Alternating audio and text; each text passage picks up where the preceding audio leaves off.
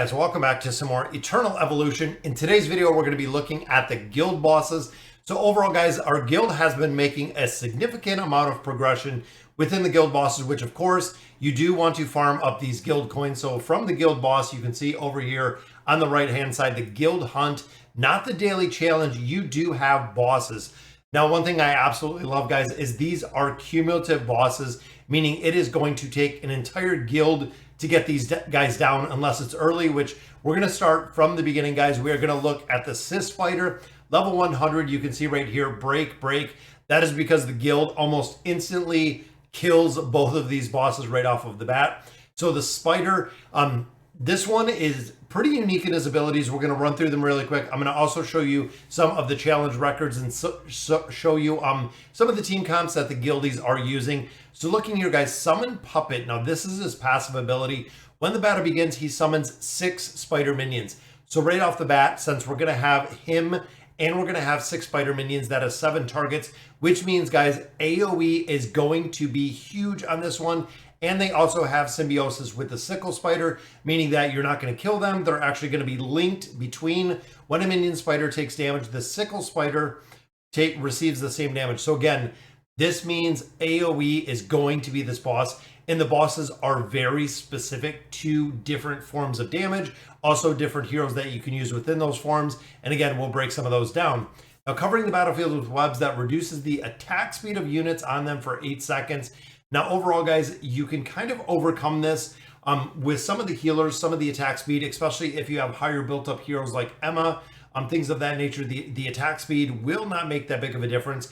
Also, if you're doing that AoE, so I think of heroes like Luke, Ravina, that do a lot of AoE damage. If you're stacking up 7 targets together, guys, and they're doing AoE, it is going to be a lot of damage. Now, looking at Toxic Spit, 300% attack adds damage to enemies within a straight frontal line and apply a stack of venom. Venom inflicts 50% attack as damage every 1.5 seconds. If you have a solid healer like Serena, even if you're using Lee Rand, you can kind of overcome this. Doesn't do an incredible amount of damage with the attack that we have right here. The Rage Toxin, within 8 seconds after the skill is cast, if no servant spiders receive direct damage, the Scythe spider casts Rage Toxin on all enemies. Now, this is probably the most important ability that the spider does have.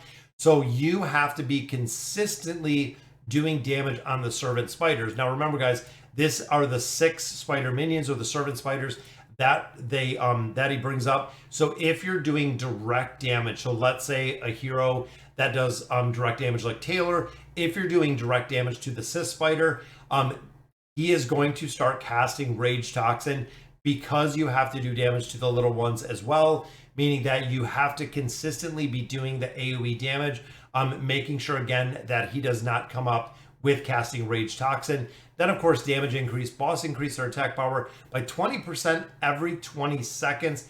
Boss level 2 and 3 go 25 and 30, and then, of course, every 20 seconds, which means you kind of have a rage timer on this one, guys. You do have to go through and you have to burn him through pretty quick, because if you do not, he is going to get stronger and stronger, guys. And then if he casts something like his Rage Toxin, it can be very detrimental to your team. Now, looking at the rewards, this is the big thing, guys. Now, this is kind of one of the more recent updates that we've seen to this game, but getting these Gene Breakthrough Cores, this allows you to build up class-specific heroes, which we'll look at in just a minute. But getting these guys are very, very valuable. Once you get up to level 5, you're good. If you want to take an ability to level 6, you actually do need some of these Gene Breakthrough Cores to continue your progression. Now, the Gene module, these are the basic Gene modules for leveling up. And again, I'm going to show you kind of how I was building up. I started on the tank tree, also did the hunter tree, are the 2 that I've really been focusing on in there. Then, of course, you do get a little bit of our elite materials and some diamonds out of there. But first, we're going to look at the challenge record. So you can see here, guys, the Guildie 1.3 or 137.8 million damage on here, guys. Just absolutely crushing it. And again, looking at the AoE targets, we have Ravina in here doing a lot. We have Omar doing a lot. Crete, of course, doing a lot with the AoE right there. Even, I think it's Negrema, does a lot of focus damage. So very specifically can do some focus damage on the boss. further by Rez. Rez, of course, is going to buff up whoever is in their lane, but this is a very, very solid team that they're doing right there. A good, solid build. Now, 63.4 million. Again, looking at this team, very different, and that is why I kind of wanted to look at it. So we still do have Crete in here. We have Serena, which of course is a good healer. Now, Emma is a very interesting, and Taylor is as well. Emma can be kind of a little bit of RNG factor when it comes to our ultimate ability. Taylor does a lot of damage, guys, but you can see even right here, the dragon, I believe it is the Star Dragon, Sorrento, doing a bulk majority of the damage, guys, almost doubling up or over doubling up what they're doing here with our other heroes. And the final one, of course, was right here. Very similar combination. We have Omar run with Crete. As you can see, guys, Crete is super built out, guys, strong as can be right there. Then, of course, the final ones. So looking at the levels of the heroes that we have right here, guys, 163, 175. This is far and away my highest hero. I believe is 139 at this point.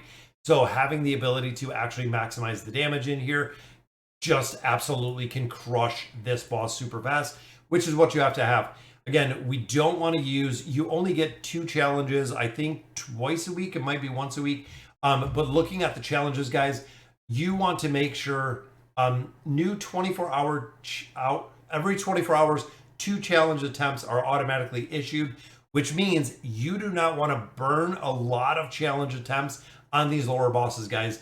You want to take 1 challenge attempt, possibly 2 challenge attempts to actually get these bosses down. You want to burn them down pretty quick, because essentially with like a Scythe spider, we don't want to use, 5, 7, 10 challenges in here, not allowing us to progress any further with some of these other bosses because we burned too many challenges initially with these other heroes.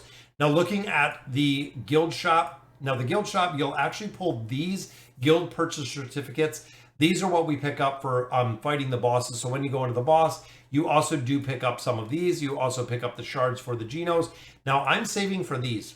So my thought behind this, guys, is we pick these up every single time that we kill a boss or we fight a boss.